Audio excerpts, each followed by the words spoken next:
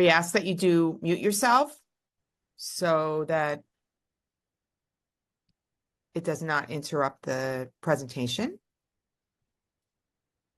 Okay, so I'm just going to share some information regarding the interpretation.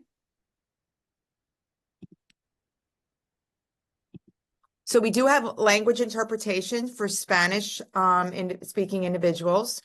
You would hover over the globe icon, and then it should be at the bottom of your screen, and then choose the language. Oh, here's a picture of it. I don't know if I'm blocking it. Let me move this down here. So it's in your control tabs as well. You would tap the ellipses and you would find it there. You choose your language interpretation, tap the language that you want to hear. You can also mute the original audio if you don't want to hear the English portion. I do believe that you originally could not utilize this if you called in on a cell phone, but I think now you can, although I don't see anyone coming in on a phone, so that shouldn't matter. So that is available.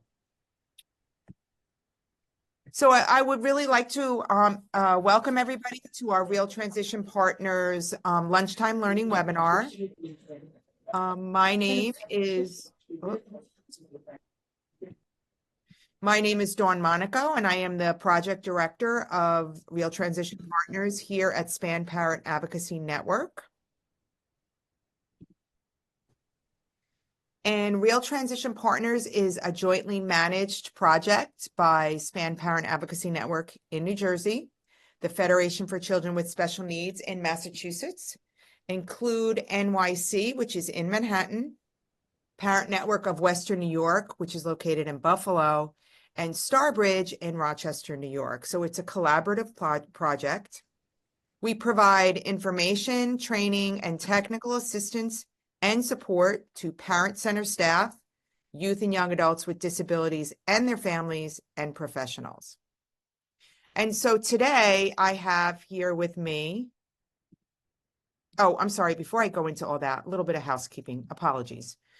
So we have over 100 people registered today, so we do ask that you all mute yourselves so that the presentation is not interrupted. And if you should not be muted, I can mute you as well.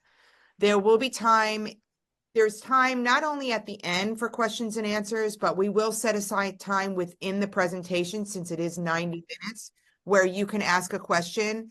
If you want to type it in the chat, that's fine. Go ahead and do so. We'll get to it during the breaks for Q&A.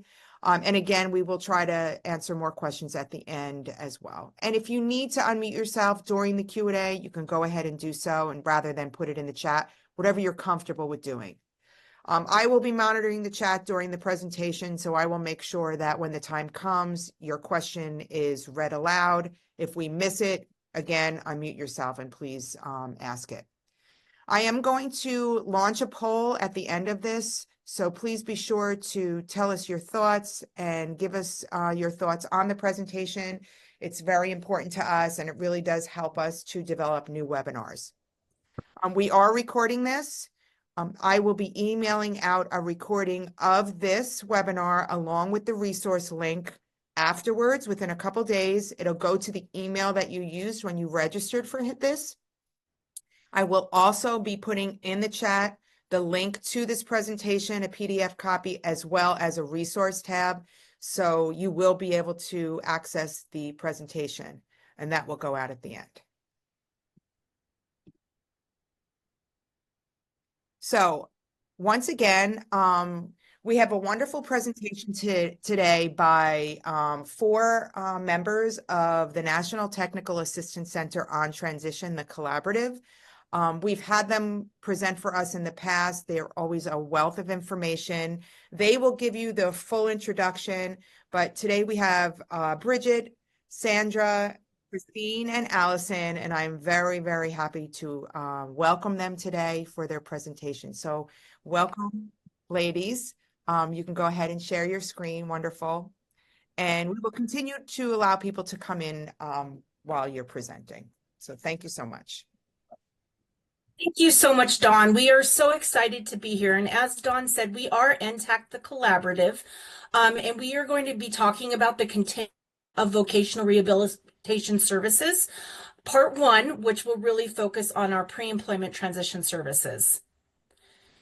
As Dawn said, we have Bridget, Christine, Allison, who is myself, and Sandy here. I will let everyone themselves to introduce themselves really quickly. Hi, everyone. I'm Bridget Griffin, and I am with the NTACT-C. I'm shortening it up. Dawn gave you the long version. And I am out of George Washington University and happy to be here with you today. I'm Christine Johnson. I'm also with NTACT-C out of George Washington University. Been in the field for a long time. Happy to be presenting to everyone today. Hey. And I'm Allison Lowenthal, and I am out of the University of Maryland for the Center of Career Innovation. And I'm Sandy Miller, and I am also out of the George Washington University with the NTACT-C. Nice to be here with everyone. So the purpose of an NTACT-C, if you're not familiar with it, is what we are really is to offer and help support state agencies' capacity to use data to help make decisions regarding transition processes, strengthen interagency partnerships, provide quality professional development, institute technical assistance systems to support our local education agencies, vocational rehabilitation, and other service providers for implementing effective pre-employment transition services and other transition services, practices, and predictors. But we do this really for it is to help students and youth with disabilities experience increased enrollment in post-secondary education, credential attainment, competitive integrative employment, and community engagement.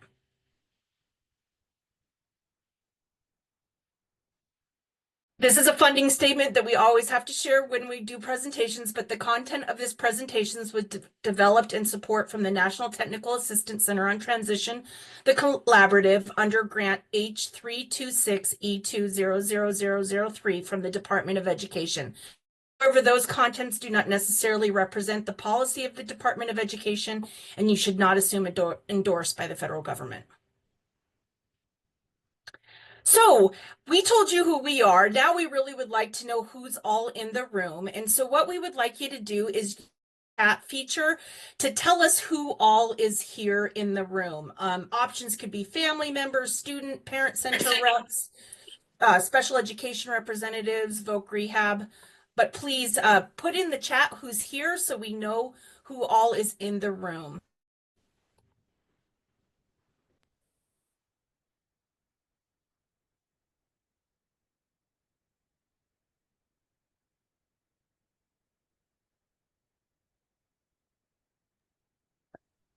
I'm seeing parents, I'm seeing advocates, which I love to see youth advocates on the call. Wonderful. Board of Education. More parents.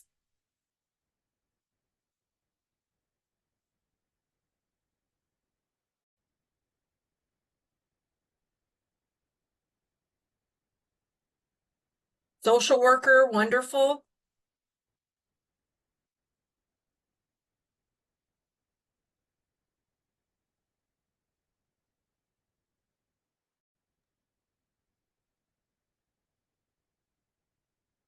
As you come in, please put in the chat as we're going along. We still would love to know who all is here, but I will go ahead and move forward.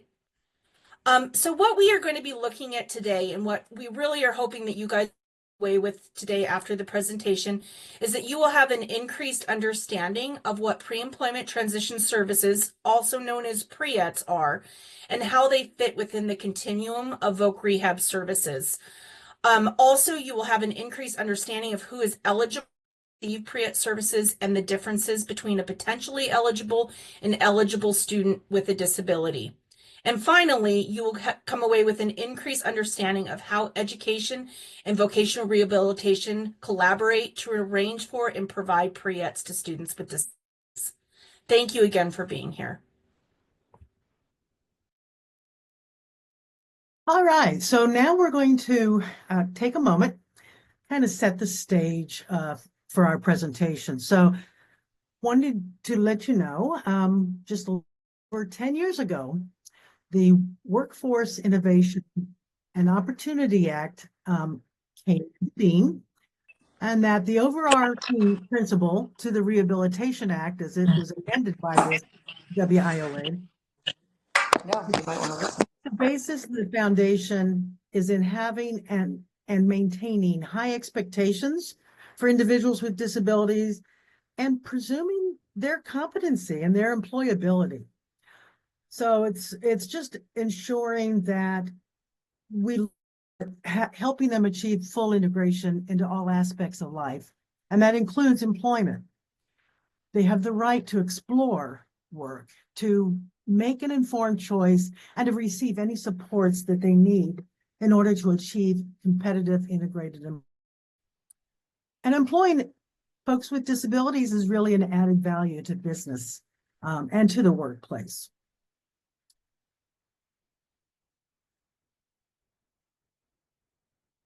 So, the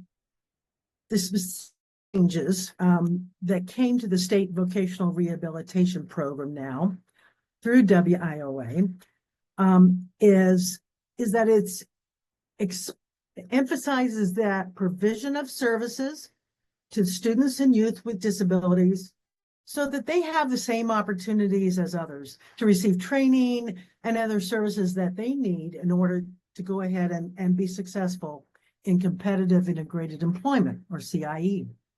It also expanded the population of students with disabilities who can receive services through the VR program and the kinds of services so that we can provide these to youth and students with disabilities as they transition from school to post-secondary education and employment.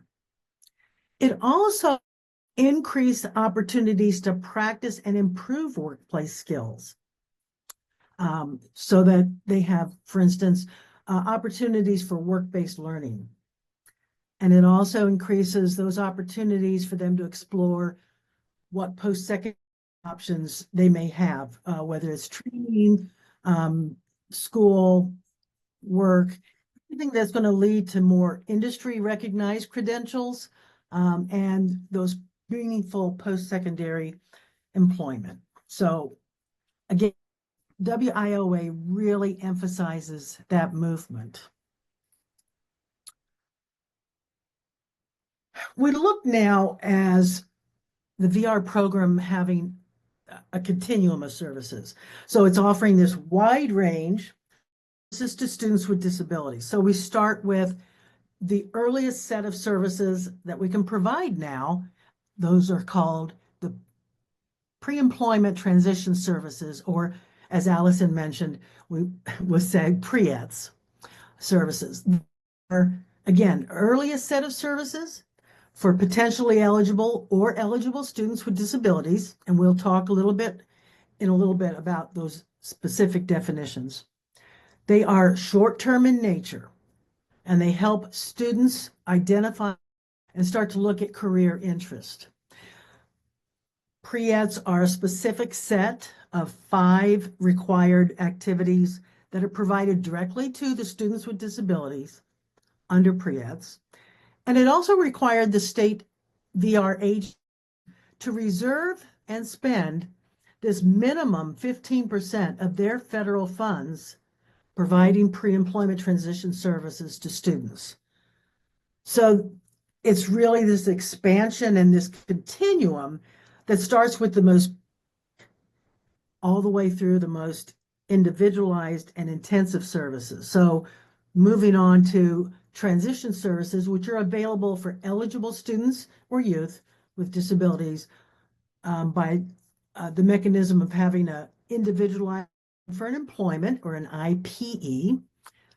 And then that way, these students can further develop or pursue any other career interest through post-secondary education or vocational training, including job search, job placement, retention, follow-up, and follow-along services. And then, as I said, it goes down to that most individualized and intensive type of services that are typically provided once that eligible student and youth have further identified and decided on this career goal. So the transition services that are employment related really focus on those specific employment outcomes, and so that they can prepare for, secure, advance, or regain an employment outcome. So we just want to make sure that it's now showing that all the roads can lead to individuals exploring competitive integrated employment, and that pre-employment transition services are just the earliest step. They're not something that stands alone, but it's actually part of the whole VR process, getting students engaged. And next. All right. So let's look now specifically at what pre-employment transition services are. What's the purpose? What are they? Who can receive pre-ETS?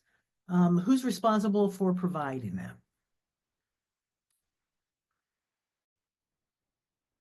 Pre-ETS represent, again, that very early set of services that are available to students with disabilities who are either eligible or potentially eligible for vocational rehabilitation VR services. Again, I stated that they are short-term in nature, so they are designed to help a student identify career interest, which can be further explored if they wish through additional VR services, such as transition services, individualized services.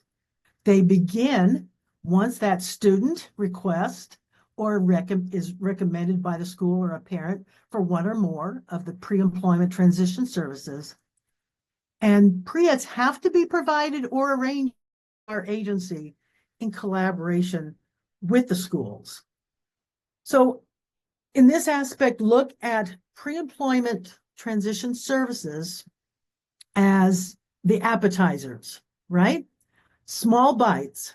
Students can look them over. They can try a couple of bites of this, try a couple of bites of that, and then really start to say, I didn't like that, or, oh, I kind of want to see more about this. Let me start to look at more in depth.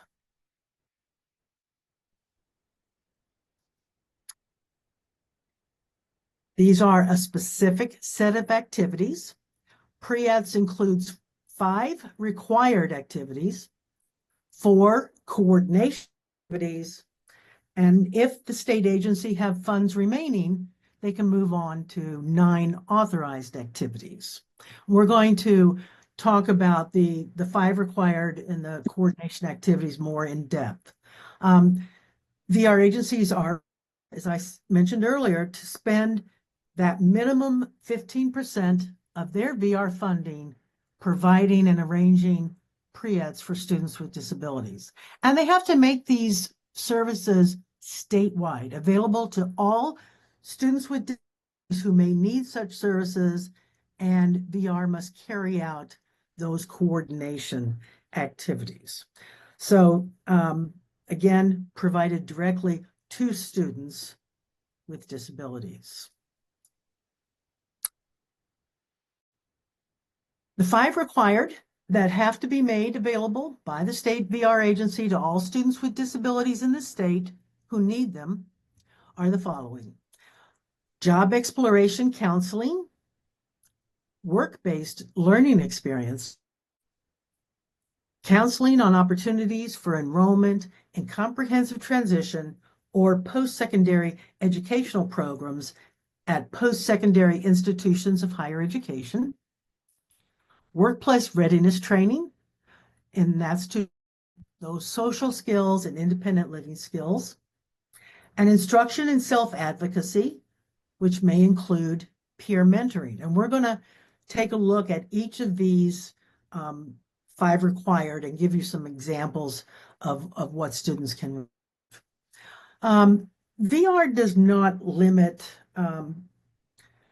or cannot expand on these 5 required. It's in the law. We have to provide these, and we can't say, oh, you know, we we don't think kids in our state need advocacy, so we're not going to provide that. That's not the case. We have to provide these 5 to all students who may need them. However, that means, though, that state VR agencies can determine how they're going to provide transition services. So one way might be directly by having their own staff, whether it's a VR counselor or a pre-ETS specialist, provide the services. They could have a fee-for-service model where they have different vendors provide pre-employment transition services. They could have contracts. And again, they're doing this in collaboration with the schools. So this is you'll see it different in every state. But again, these are certain duties that are the responsibility of the VR agency, even if those service provision is being delivered by a provider. And we're going to talk a little bit more about that later on in this presentation. Let's take a look now at what these 5 required services are. So actually, Christine, I'm going to take over here a little bit. And before we get into the meat and potatoes of the 5 required and what you could expect your student to receive when they receive a particular service under the 5 required, let's talk about that target population first a little bit. Who can receive pre-employment transition services? And there's already a little bit of questions bubbling chat around, what's the target population and how are pre-ETS services provided to different target populations. And so we'll talk about that so that you kind of have a clear understanding, and we can certainly, if there are any questions later on. But pre-employment transition services are provided to all who meet the definition of a student with a disability who may need such services. And they're made eligible for vocational rehabilitation services, or they're potentially eligible for vocational rehabilitation services. So there are 2 differences there. People who apply and are made eligible for VR services receive their pre-employment services in accordance with their IPE, their individualized plan for employment.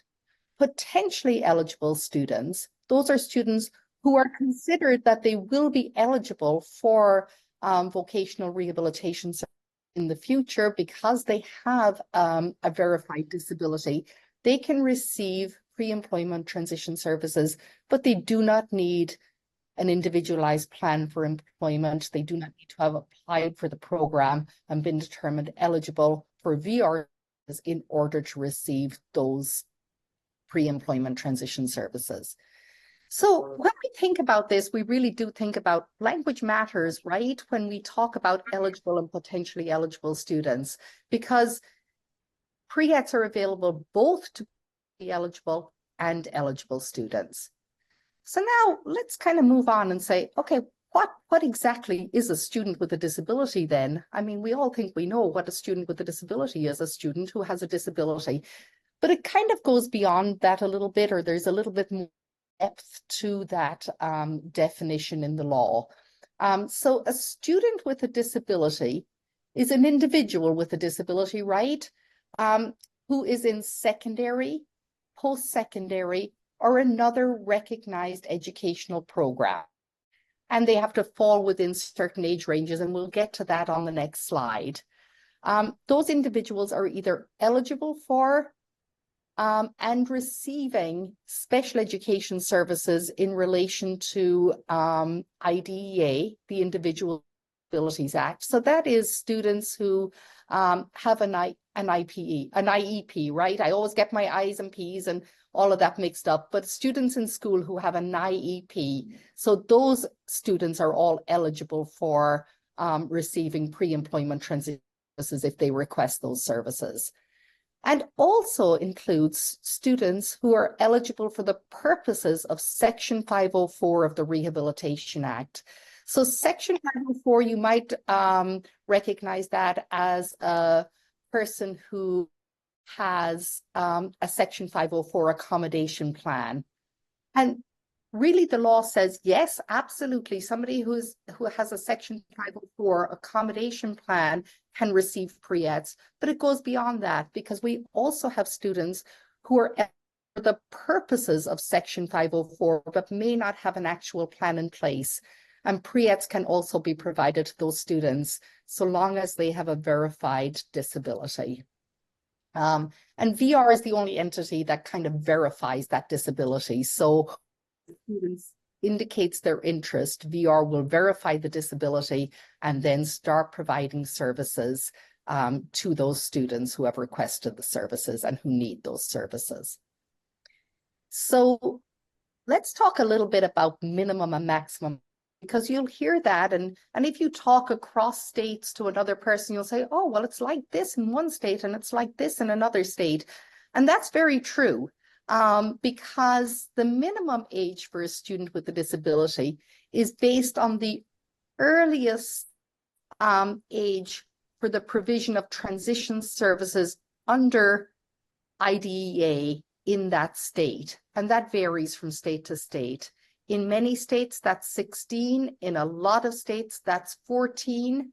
And we put an example here just so that you would know. So in one of the states that we're working with in this group that are attending this webinar today, I went in and took a look and said, well, what is their minimum age? So in this state, the law says transition planning and service are an integral part of the IEP, beginning at the annual review following a student's 13th birthday, to be in effect when the student turns 14. So really that's saying at 14 in this state, IEP must consider transition planning. Therefore, pre-ETS can begin at 14 in that state, right? Because VR is going to align with what the IDEA says. The maximum age talks about 21 years of age, cannot be older than 21 years of age, or if the state law provides for a different higher maximum age, then that's what that state will follow.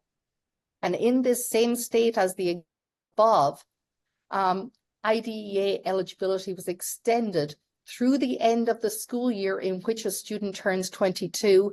So VR would follow suit and provide services up until the end of the school year if a student still is in school when the student turns 22. So it's complicated. There's a lot in there, packed in there, but you will commonly hear 14 to 21, but sometimes that'll go up to 22, and sometimes it will be 16 depending on the state.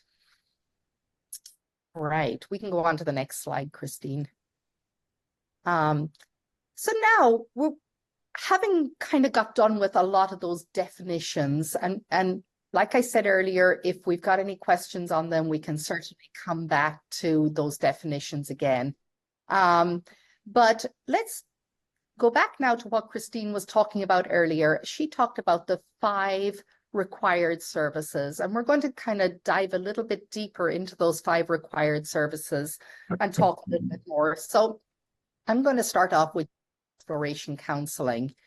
What's the purpose of job exploration counseling? So it's to help students learn more about themselves and about that world of work. And really the purpose there is to help them make some decisions on career, education, and just their lives in general, right?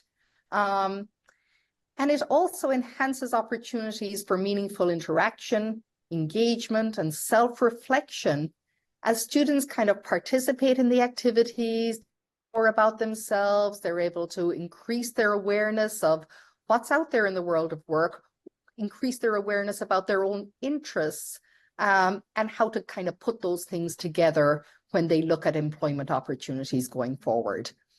Things that are covered in job exploration counseling that you could expect your student to receive would be vocational or career interest inventories, self-assessments, discussion of labor market information, what's available in your local labor market, want to be? What are in-demand industries and occupations? And should you be considering some of those things, considering, where the growth is going to be in the future? Also thinking about non-traditional employment options and career pathways. Career pathways are really, I might have an interest in being a nurse, but where can I start with that career pathway? Maybe I can become a certified nurse assistant, and then maybe I can move on from there and get some medical assisting, actually kind of get to that nursing goal. But how can I get involved in that career pathway to lead me towards that goal? So all of those things are considered in job exploration. And I would say one final thing before I hand it over, that we don't want to forget the counseling word in job exploration, because it's all very well to explore, but some counseling and discussion around that is really important as well. All righty, I am going to hand this over back to CJ again, to Christine. Okay, thanks, Bridget. This one of the pre-employment transition services in the list is instruction in self-advocacy. This is to assist students to better learn how to get the information to identify their interest and gain understanding of their disability and what accommodations they may need in certain settings. It really will help students practice and develop communication skills so that they can express, their thoughts and their concerns, speaking up for themselves rather than having their parents or a teacher do that for them, and where they can start to look at making decisions about their own life. Instruction in self-advocacy will also teach students how to request an accommodation and accept help, and encourage them to look at self-reflection and learn from that. So some of the content areas that are covered in self-advocacy are instruction in person-centered planning, having them practice maybe leading their own IEP or other meetings, having that self-awareness and self-determination, knowing their rights and responsibilities, understanding what disability is, what their specific disability or disabilities are, and how to disclose and when to disclose and when you choose not to, how to request any modifications or accommodations they need, and also how to utilize them on the job. Self-advocacy also can increase those leadership skills, assertiveness, and improve efficacy of the student. Decision-making, goal setting, evaluating, what options are coming up for them. And also instruction in self-advocacy also can include peer mentoring. So have a peer, someone who's close to your age or near age, who's maybe already working in the workforce, or who's gone through high school and is now in a post-secondary training opportunity. And so you're getting a perspective from someone that just went through this process and getting that support that you need. And the next one is. Hi, everybody. I'm going to talk a little about another one of the pre-employment transition services. That's counseling on opportunities for enrollment in comprehensive transition for post-secondary educational programs at institutions of higher education. And like Bridget mentioned, really this is about the counseling piece. Helping students to explore the different course offerings and career options that might be available through institutions of higher education, looking at the academic curricula requirements, helping students understand the college admissions process, because that can be kind of complicated, as well as applying for federal financial aid.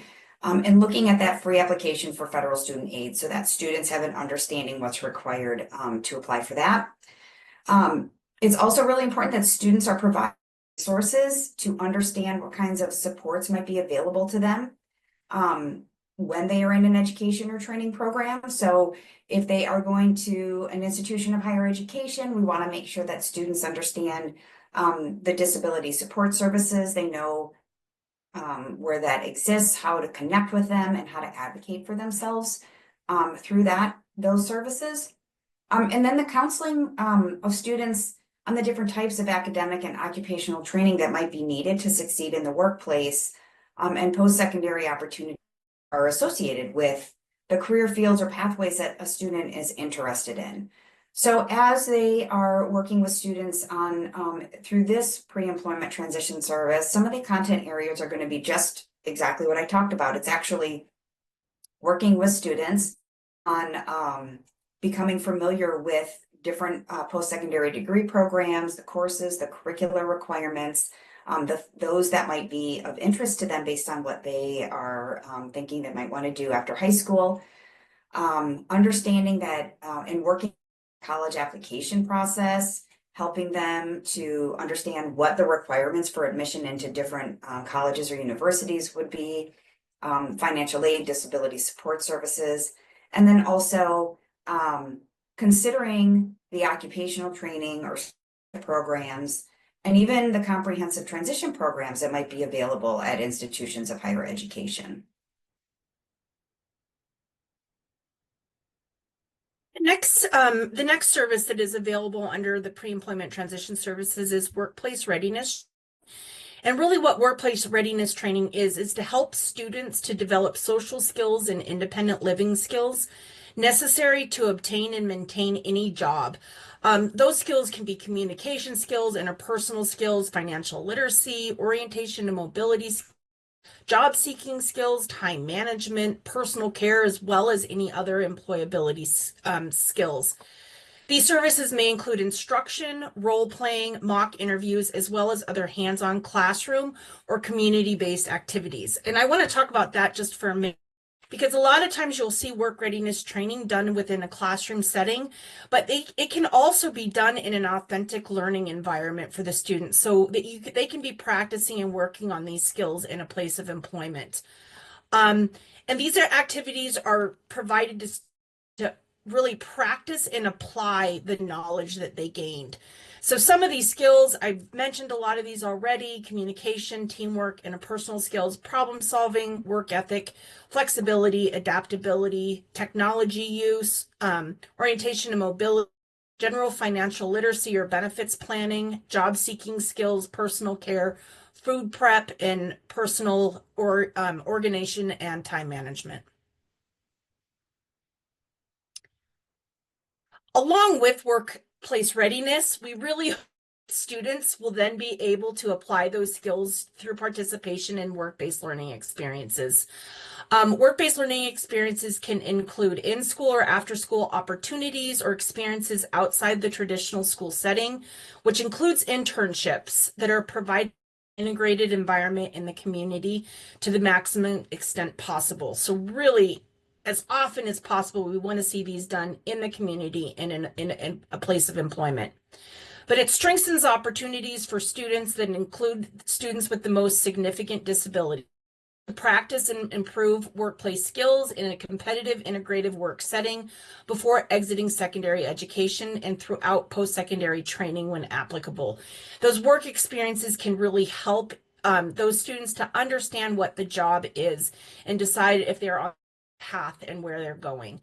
Some types of work-based learning experiences can be job shadowing, practicums, service learning, career mentorship, informational interviews, workplace tours or field trips, volunteering, student-led enterprises, internships, paid and unpaid, paid and non-paid work experiences. Okay, so in 2014, when WIOA was signed into law, states had several years to try and implement the law, and finding that there were a lot of questions around how to support some students in pre-employment transition services who maybe needed some other services in order to access pre-ETS. And so in 2020, we saw the Rehab Services Administration put out a notice of interpretation, or the NOI, and it addressed some of the things that state VR agencies had been expressing some questions and concerns about.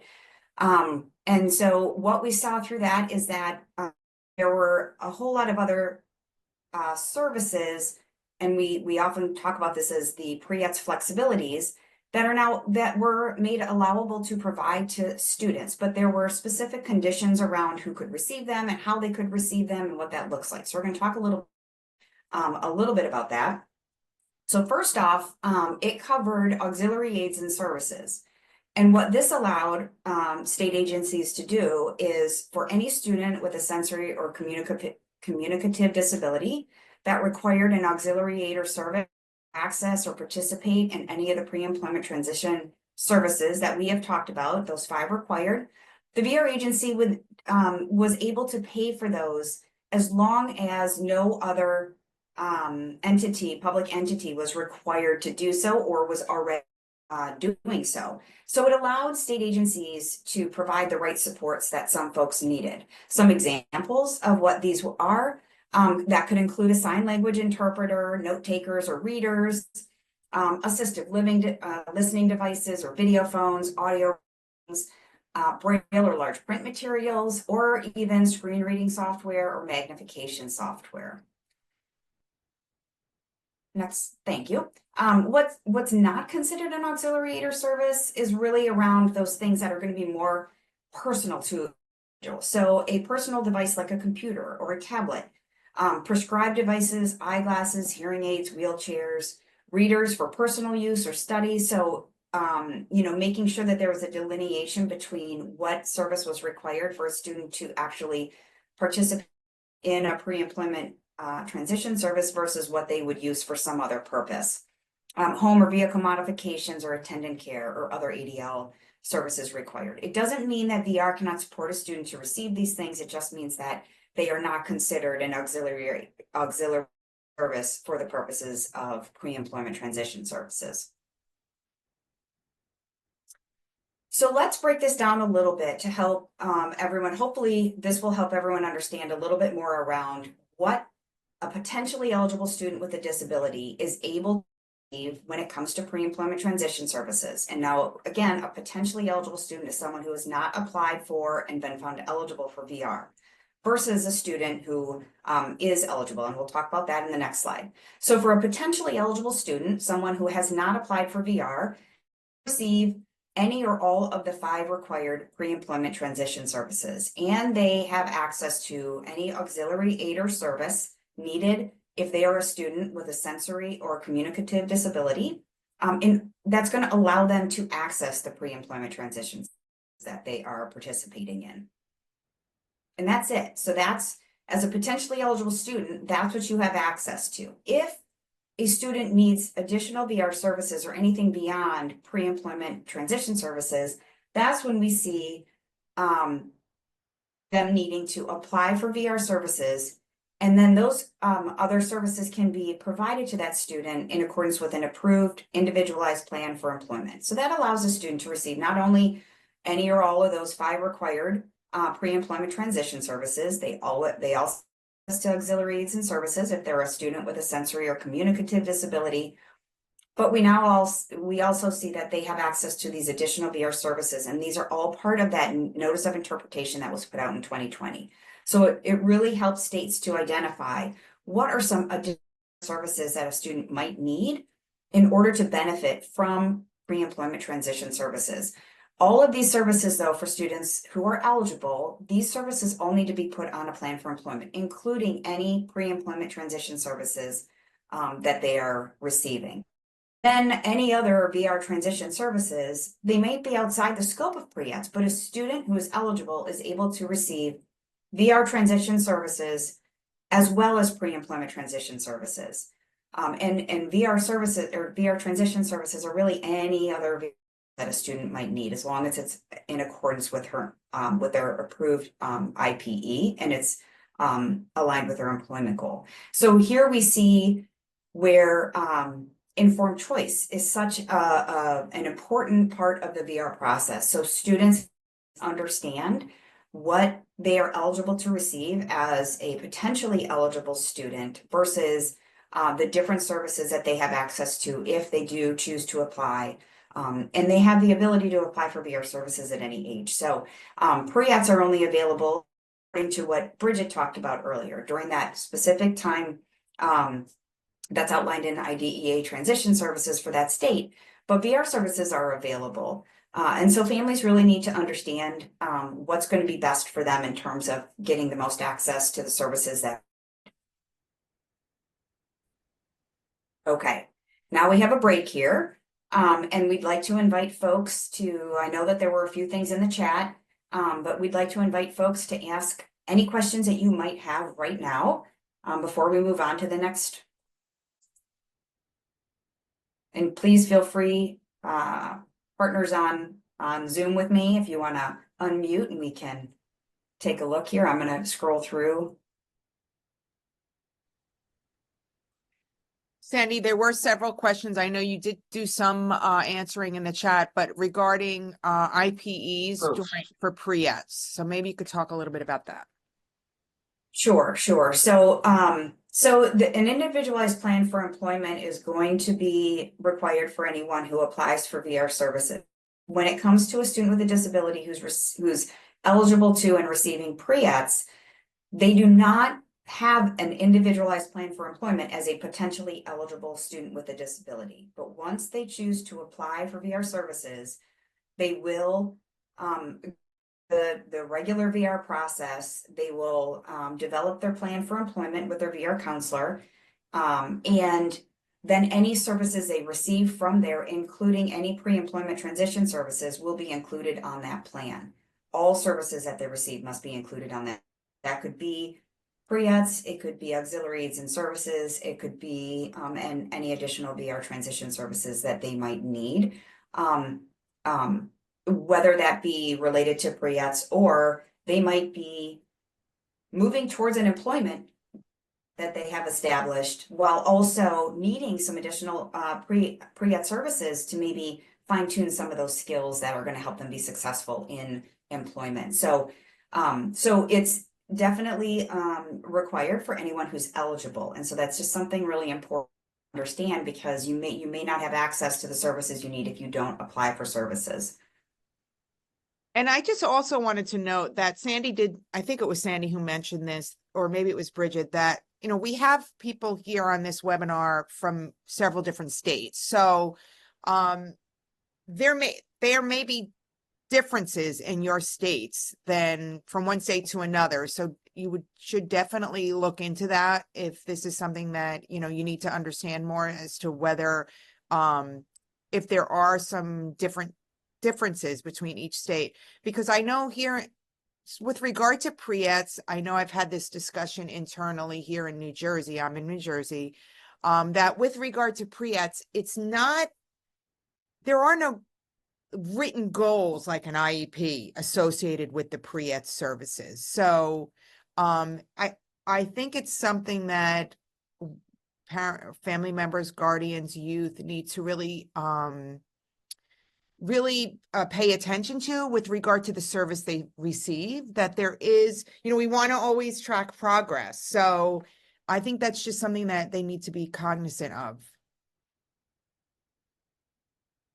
If I'm making sense.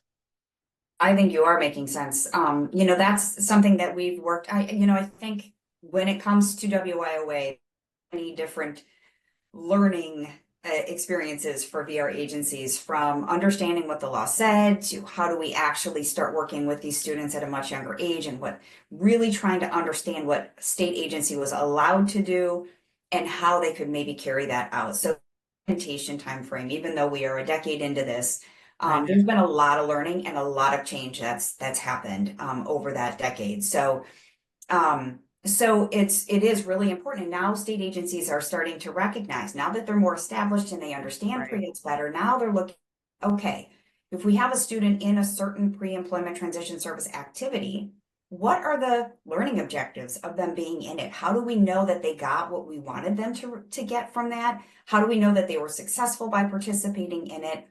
And that maybe they don't need that service anymore, need something else, or maybe they're not quite making the progress that we want them to, or we would expect them to, or that they feel that they're making. And we need to make sure that they have access to those services again. Maybe they need to look a little different. Maybe they can be the same program, and maybe by the go through it's more effective. But those are the kinds of things that we see VR agencies spending a little bit more time trying to flesh out in terms of how are we making sure that we're able to determine when a student has gotten what they need to, and when might they need something else or services again. So I think that's a good point, Dawn. So Artie is also mentioning again, and I can appreciate this, Artie, because it can be a little complicated. So if he's saying if you're attending a pre-ETS program, can you have an IEPE? And again, if you're just receiving pre-ETS services and you're not, if it's just, so you can receive pre-ETS as a potentially eligible or ineligible. So that's kind of what Bridget was saying earlier about the language matters. yeah. We also have seen that a lot of people sort of interchange for potentially eligible and pre-ETS, but that's not really the case, as Christine sort of outlined in that continuum of VR services. A student can be receiving pre-ETS at the same time that they're receiving VR transition services. And so requires those VR transition services require an eligibility determination and an approved IPE to be in place. And then all those services need to be on there. So a student who's in pre-ETS as potentially eligible will not have a plan. A student who is eligible will to have a plan, and all those services then need to be on that plan. So it's not really about whether or not they're getting pre-ETS, it's about their status with the VR program, potentially eligible or eligible. Yeah. And just to add a little bit to that too, Sandy, is so when making that determination on when to move to eligibility and to go into a plan, it should really be looking at what are the needs of the student. Does that student need additional VR services in order to move forward in what either in receiving their pre-ETS services or even moving towards competitive integrated employment? And once that's determined that the student would benefit from additional VR services, that's really when that process of becoming eligible for VR and moving to the IPE, which, as Sandy has said, you can still receive pre-ETS while on that IPE, is really about the needs of those students. And so that's so there's not a hard and fast age or time when that's it's really where the student is individually at. And I think that answers your question, Artie, here. So he's saying, so should we get eligibility review done while attending pre-ETS? It's really determinant of the student's needs. Yeah. And yeah. I'd also say that if you feel that a student may benefit, apply. I mean, there is nothing to say you can't apply. If you think my student is going to need services in the long run, you can apply for VR services at any time. And if we really want to provide as many services as possible to help the student become successful. Right. If that includes VR services, if you're curious about VR services, ask the questions. There are no wrong questions. I did also put in the chat, because somebody had asked the question about what is eligibility for VR services based on. This is not the eligibility for potentially eligible students to access pre-ETS, but if that student wants to apply for VR services, these are the things. And I would say, don't get caught up too much on the language. There are 4 parts to the eligibility in the law, but ask the questions and ask them to be explained to you. Because yes, you have to have an impairment. So a disability has to be present. That disability must be impediment to employment. That's a pretty broad definition of how it can be an impediment to employment. The person would need to be able to show that they can benefit from those services for successful employment. And I would say anybody with ability, and Christine kind of mentioned this earlier about presumed competence. So we presume that anybody has the ability to go to work and to have access to those services. And somebody else put in the chat, or maybe a student with Down syndrome, they might have a hard time being made eligible for VR services. And I would say, hey, push your VR agency on that. Yeah. Down syndrome or any significant disability with the right supports in place. Yeah. That was Puerto Rico, Work. unfortunately, you know, And- but yeah, And absolutely. to add to that, I think what's so nice about having pre-ETS is because a student, before even going through the eligibility process, can show competence receiving those pre-ETS services. So as they're going through and doing those as a potentially eligible student, they can show that they have the competence to become competitively employed. And so I think that's another what Bridget said, to push the agency on a person with a developmental disability is no, they often are amazing employees.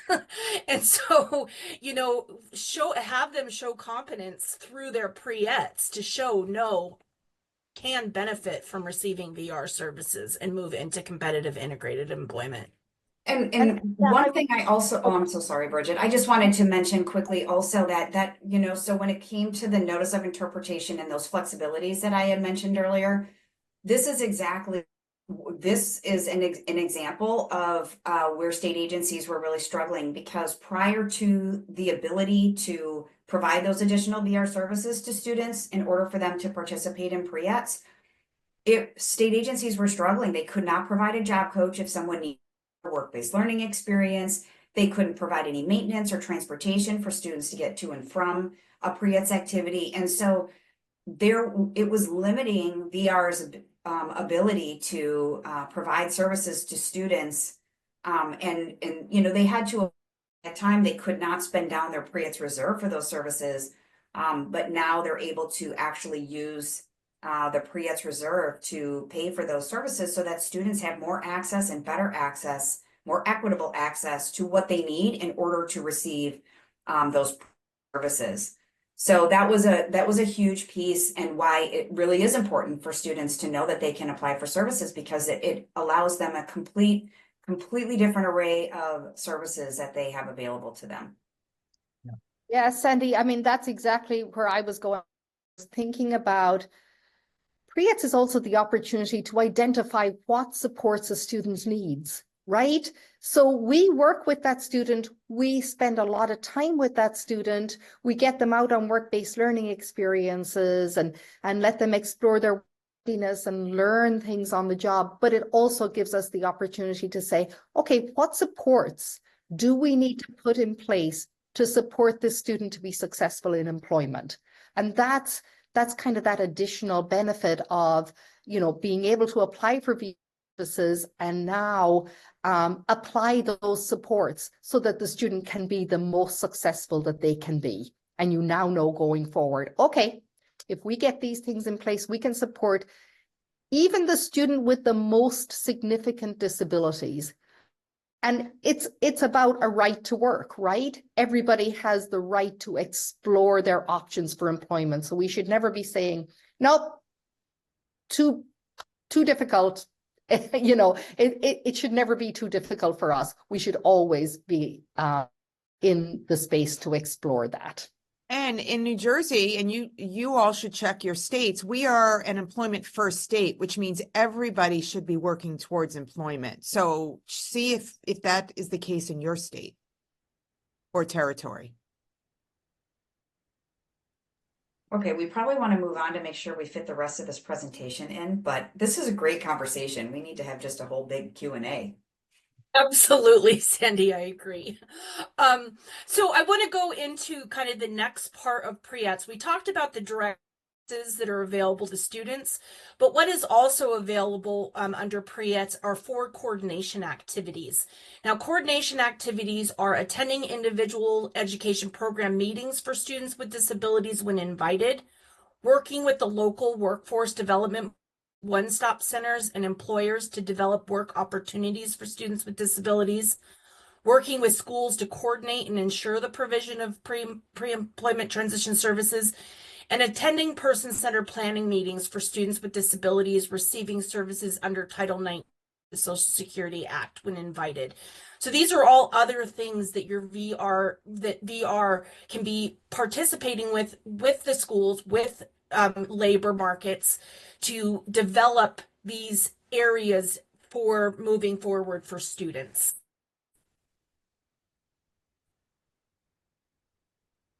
So the collaboration with schools is a really, really pertinent part of this. And so really what we want to be seeing VR doing is VR is providing or arranging for the provision of pre-ETS to disabilities who need them statewide. Pre-ETS must be provided in collaboration with local school districts. You want to know what the school district is doing, so VR is not duplicating the service. So VR can come in and provide additional support on those identified needs that school districts can provide regarding where that student is at.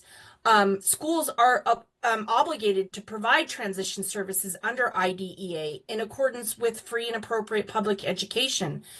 So school districts are responsible as well to provide transition services. So helping the school districts to work with VR to know, hey, and what else does the student need? They may be doing a really good job at the school district of providing some quality self-advocacy instruction, but that student may not be getting work-based learning experiences. And so how can VR and that school district work together to create a really solid program for that student? Pre-ETS must not duplicate services that are already provided by the schools through IDEA. So VR is not and replace the services that are already being done at the school. The schools should continue to provide those and then work with VR to enhance what those may look like. And then pre-ETS are also available to students with disabilities who are eligible for the purposes of Section 504 of the Rehabilitation Act. So a student does not need to be on an IEP to be eligible for pre-ETS services. They can be a student receiving 504 services or students with other mental health needs. So effective collaboration is really outcome driven. So that collaboration between the schools, VR, students, families, employers, provider agencies, and other partners is only effective if it's looking at what is the intended outcome for that student. So these are very individually focused for what that student is. When collaboration is directly focused on outcomes for students and the systems that they serve, rather than merely referring to them as a handoff or oh, now it's your responsibility. But no, let's work together. Let's create this strong bridge of to move those students forward. And when that happens, we see a greater likelihood of this should say high school completion, but it also could mean higher education completion as well as employment rates. There's also a greater likelihood of increased students participating in competitive integrated work-based learning experiences prior to high school exit. And this really is about that paid employment. And so that is a huge, huge piece to look at for our students.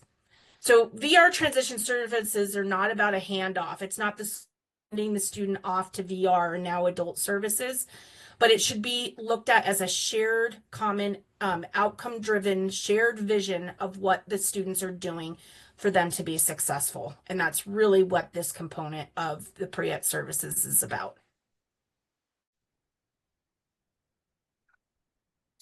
So back to me, Allison, and we're going to talk about some important takeaways and give a little bit more time as we get to the end if you've got some questions. And our important takeaways really, the next slide, Christine, but really it's a lot of what we addressed in the conversation piece earlier when people were putting questions in their chat and we were kind of talking back to those questions.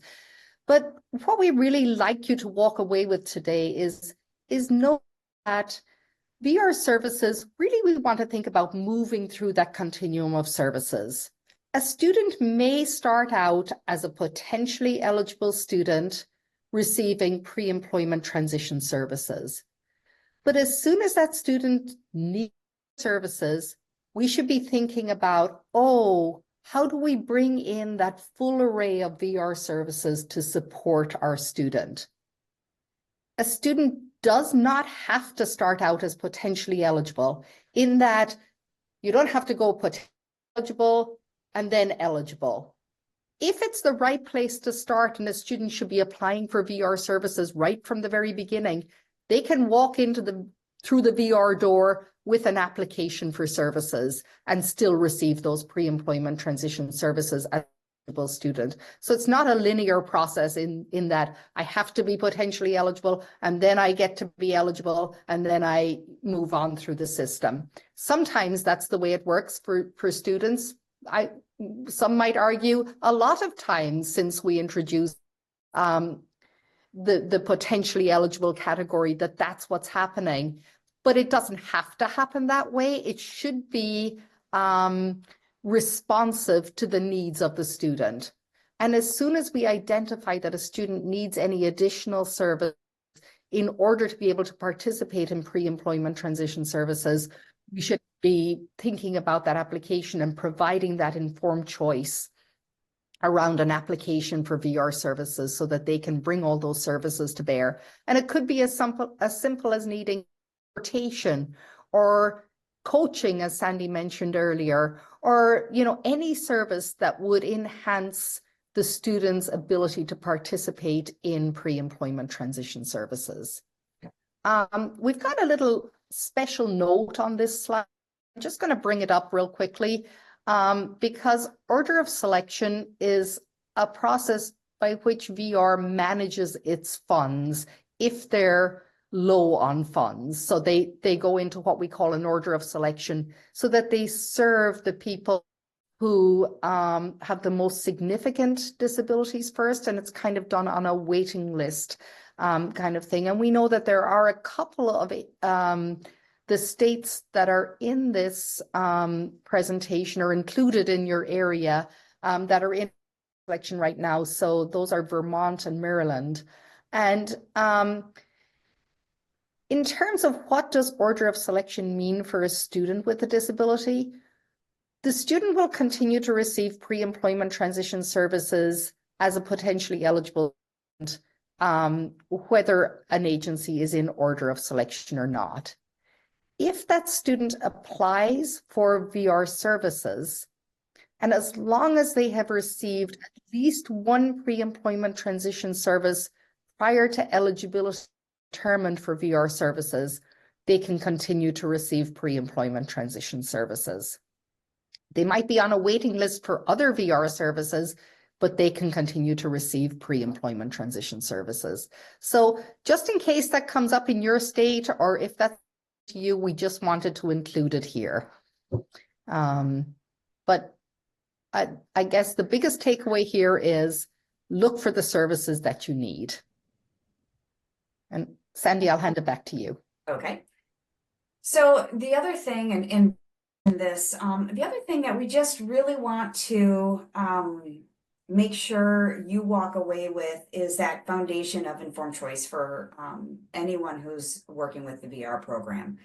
It's really important that informed choice is really about people making decisions based on the options that are available to them, and you all, or the individuals that are going through the program are relying on that information to be shared. So they have informed choice when they know what their options are and they can make good decisions around that. So how this, with regard to potentially eligible and eligible, is really understanding the places where folks have the ability to make some of these decisions. So as a potentially eligible, like Bridget said, this is where a student's going to start. This might be the first time they've heard of vocational rehabilitation. This might be the first time they have started to learn about the different services that are available. And so they have the choice from there. Do they want to continue receiving pre-ETS as a potentially eligible student with disability? Or would they like to become an eligible student that would then kind of open for them to be able to receive some additional services? As a potentially eligible, as I mentioned before, they can receive all 5 of their required, but they cannot receive any of those additional VR services that they might need to access pre-ETS or to benefit from pre-ETS. So they have to understand that if they choose to remain potentially eligible, that what they will be able to receive are the 5 required. And then if they are a student with a sensory or communicative disability, then they have access to those auxiliary aids and services. However, on the other side, if they are eligible, then they have the right, they have the right to those additional VR services when they need them in order to benefit from Pre-ETS. So again, like I mentioned before, could be coaching, could be transportation. They can also receive auxiliary aids and services when they are a student with a sensory or communicative disability. But it's also, important to think about that preparation for moving from the receipt of services while in school into those adult services and the VR agency. And so Bridget kind of mentioned this earlier as well. It's not just about, does a student need additional VR services to benefit from Pre-ETS, but is it likely that they're going to need VR services at some point? And for families and students, they can decide when is the best time for them to apply, because it's not limited to just when they start realizing an additional VR service in order to benefit from Pre-ETS. And then also I do want to just sort of restate what Bridget said, because order of selection is it can be a real confusing part of the process for students and families. And so it's just really important that as long as a student has received one pre-employment transition services, if they end up applying and they go on a waiting list, they're able to continue receiving Pre-ETS. So you want to be thinking about that. Families should know that they're in, if their VR agency has a waiting list, and then what it would mean for them. Because if they apply for services prior to receiving any Pre-ETS, and then they end up on a waiting list, they do not have access to Pre-ETS or any other VR services. So it's really important that families understand implications of what their student might have access to depending on when they apply for services. And then the other piece is, just that whole idea, and we've had a lot of questions about this too, is there's an ongoing provision of Pre-ETS. So if a student continues to need one or more of the 5 required, even though they've applied for services, even when they're in school, they can receive them. So let's say they apply for services, they have an employment goal, but they're working on some workplace readiness, or maybe they're getting some work-based learning because they want some experiences in the career field that they're interested in. They can continue to receive those as Pre-ETS, even though they are receiving transition services through the VR program. If they exit high school and they're to some other recognized post-secondary education program and they are enrolled, they can also continue to receive Pre-ETS as long as they continue to meet the definition of a student with a disability. So at that point, we're really looking at the age of the student and the fact that they are enrolled in a recognized post-secondary education program. And so it's just really important that people understand, because a lot of times we hear from VR agencies and families that they don't actually realize that Pre-ETS are available to students even after they've exited from high school. What's important is they still meet the definition of a student with a disability. And that would mean that they are enrolled, the age range, and they are enrolled in a post-secondary program, and they continue to be a student with a disability. Okay, we are back to the question slide again.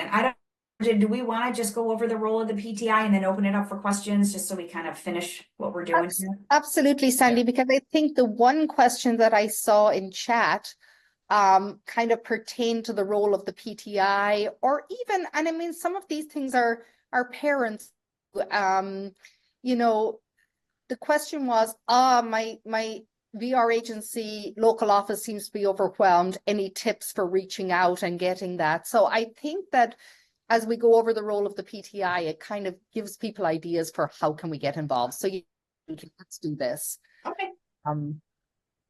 So I can start it off, and it's really the role of the PTI is to have that knowledge, and that's why I commend you all for being here today, is learning and getting that knowledge about the continuum for VR services.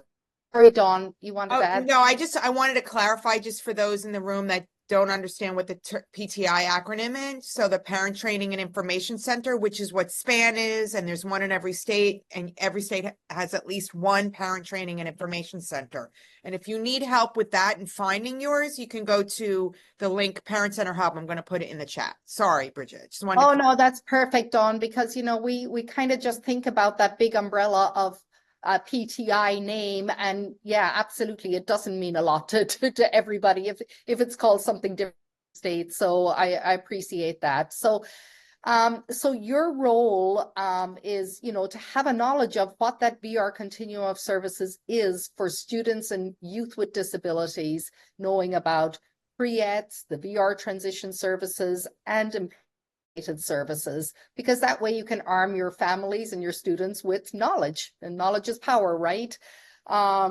Support your students, your youth, and their families to access the services that they need. So if they're saying, I don't know, I mean, I have that role of talking to them about, here are the services that would really help you, that VR can provide, and knowing that, yeah, those services have to be approved in accordance with the individualized plan for employment, but certainly families and students have the voice to say to their VR person, hey, I think I could benefit from this. Can we sit down and have a conversation about that?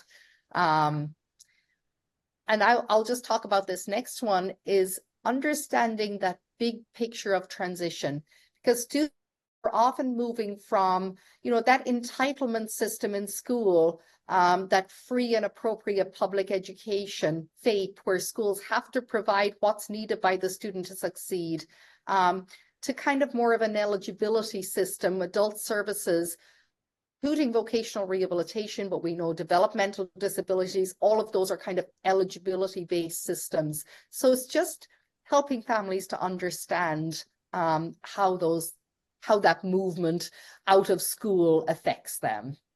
And Sandy, I'll help you. Okay, thanks, Bridget. The other thing that's really important is, you know, working towards developing and sustaining a really good relationship with the state and local VR administrators, those counselors, and working to have, be an advocate, or an ally for both, you know, the students, youth, their families, but also for the VR program. The better folks understand the VR program, you know, the more they're, you know, able to support students, youth, and their families as participating in those services. And really, that relationship is so important. And oftentimes, you know, it can be a lot easier to have some difficult conversations when you've developed a relationship with someone. And so, you know, it's great when that can be established.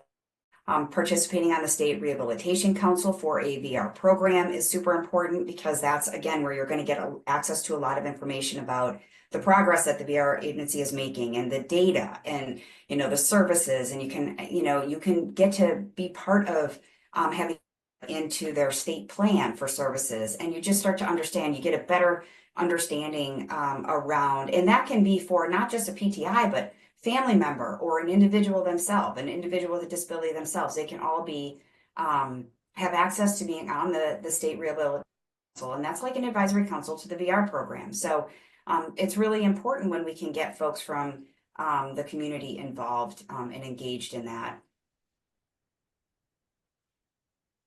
And I think Christine was going to talk about these. Yeah, so next we're going to share a few resources, and as Dawn mentioned at the very beginning, there are PDF versions of this presentation available for you, and all of these are live links. So when you get your document, just click on these and you'll be able to be taken to them. The first one is, of course, our NTACT-C website that covers, oh gosh, more than, I think, 13 topic areas that are of interest to families and students. We also have a side-by-side view that explains transition services from the lens of IDEA and the Vocational Rehabilitation Program, and also with the inclusion of Pre-ETS services. Third one is that transition guide for post-secondary education and employment for students and youth with disabilities that was produced by the Department of Education Office of Rehabilitative Services and Special Education, OSHER. So that is a really great guide. If you've never seen it, I invite you to just take a look at it. It really explains in a pretty good plain language the difference and the similarities revolve about students with services. And our next resource slide is all about the 5 required and pre-employment transition services. So we have the compendium for the delivery. That's I think it's about 3 pages, and it's really nice, short, succinct. I advise you to look at that and you'll say, oh yeah, we covered all that in this presentation today, but here it is in a nice little resource. And then the 5 required that are listed here, like live links, and they will be able to give you more in-depth examples and explanations. And coming soon, February 11th, it'll be here before you know it. And I see a typo. It's not 2024. It'll be 25 for us. Yes, but we will continue this conversation with part 2 of the continuum of rehab services. So again, thank you very much. And we've got probably parting words here from Dawn about Yes, thank you. Oh, thank you so much. As usual, so much great information. As I put in the chat, you will receive the recording. You will receive the resource link, which has a copy of the presentation and a resource. There's great resources also listed on the presentation for you to check out. And part 2, we will continue this conversation because, you know, there's just so much information, and it's really, this is one of those things that you have to hear multiple times before you really grasp it. And so I'm going to send that registration link and flyer out to the email. You'll receive it via email in early January. So please look out for that and register for that. And thank you, Bridget and Sandy and Christine and Allison. As always, so much great information. And we're just so happy to always have you. You never hesitate when we ask. So thank you. I don't know if there's any parting questions here, or no, it's just lots of thank you for the useful information. One of the things that I wanted to just mention quickly, Dawn, is if folks go to the NTACT-C website information, it can maybe be a little overwhelming. So please don't hesitate to reach out if you're looking for something in particular, and we can help identify if we have it, where it might be. One of the things that you might want to do though is check out, there are a lot of questions under the FAQ, and they can be very insightful sometimes with regard to, you know, there's a lot of there are a lot of requirements when it comes to federal funding, especially through the Department of Education. And so it's sometimes hard to understand why a VR agency may be able to do one thing, not be able to do another, and when they can do it and how they can do it and all of that. And so there's, you know, when states ask a lot of the same questions, then we're able to put those out as an FAQ. And they can be very, very helpful for folks to take a look at if there's anything down by different categories. But it can be kind of helpful to understand the thought process around why certain things are allowable, why certain things might not be, or how things might be carried out. And so that might be a great place for people to go. We know that a lot of agencies, you know, they contact us after they can't find it in the FAQ section because they're like, all right, we have a question, we can't figure this out. But oftentimes there's a lot that's really valuable to them through the FAQs. So I would invite folks to take a look. And also, did you have your contact information with We did. the intro slide? So yes, Yep. Shami, you have contact information that you'll get when you get a copy of the presentation, and go ahead and reach out if you have other questions. I know personally, I had some personal questions with regard to my son's VR, and they were great in helping me to understand certain things. So, so that information will be on the copy that you receive.